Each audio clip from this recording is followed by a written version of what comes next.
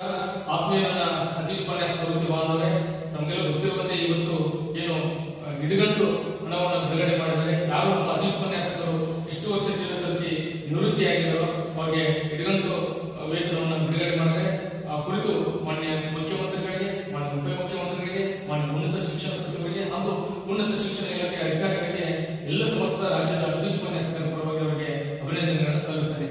ಆದ್ಮೇಲೆ ನಾವು ತಮಗೆಲ್ಲ ಗೊತ್ತಿರುವಂತೆ ಹಲವಾರು ವರ್ಷಗಳಿಂದ ಸೇವೆ ಸಲ್ಲಿಸಿ ಎಷ್ಟೋ ಅತಿ ಉಪನ್ಯಾಸಕರು ನಾನು ನಿಲ್ಲಿಸಿ ಅಂತ ಹೇಳಿ ಹೊರಗಡೆ ನೋಡಿದರು.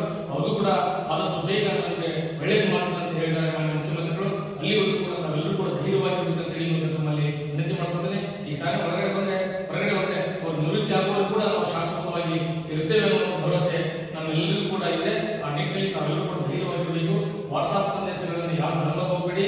ಇದೀಗ ಏನೇನೋ ಒಂದು ತಪ್ಪು ಸಂದೇಶಗಳಿಗೆ ಕಿವಿಗೊಡಬೇಡಿ. ಇವೆಲ್ಲರೂ ಧೈರ್ಯವಾಗಿರ್ಬೇಕು ಅಂತೇಳಿ ನಾವೆಲ್ಲ ನಿರಂತರವಾಗಿ ಮಾನ್ಯ ಮುಖ್ಯಮಂತ್ರಿಗಳೊಂದಿಗೆ, ಮಾನ್ಯ ಕಾನೂನು ಸಚಿವರೊಂದಿಗೆ, ಮಾನ್ಯ ಉನ್ನತ ಶಿಕ್ಷಣ ಸಚಿವರೊಂದಿಗೆ ನಿರಂತರವಾಗಿ ಸಂಪರ್ಕದಲ್ಲಿದ್ದೇವೆ. ತಾವೆಲ್ಲರೂ ಕೂಡ ಧೈರ್ಯವಾಗಿರಬೇಕು. ಆದಷ್ಟು ಬೇಗ ನಾವು ಆದೇಶ ಮಾಡಬೇಕು ಅಂತ ಹೇಳಿ ಮಾನ್ಯ ಮುಖ್ಯಮಂತ್ರಿಗಳಲ್ಲಿ ಮನವಿ ಮಾಡಿಕೊಂಡಿದ್ದೇವೆ. ಅಲ್ಲಿವರೆಗೂ ಕೂಡ ತಾವೆಲ್ಲರೂ ಕೂಡ ತಾಳ್ಮೆಯಿಂದ ಇರಬೇಕು ಅಂತ ಹೇಳಿ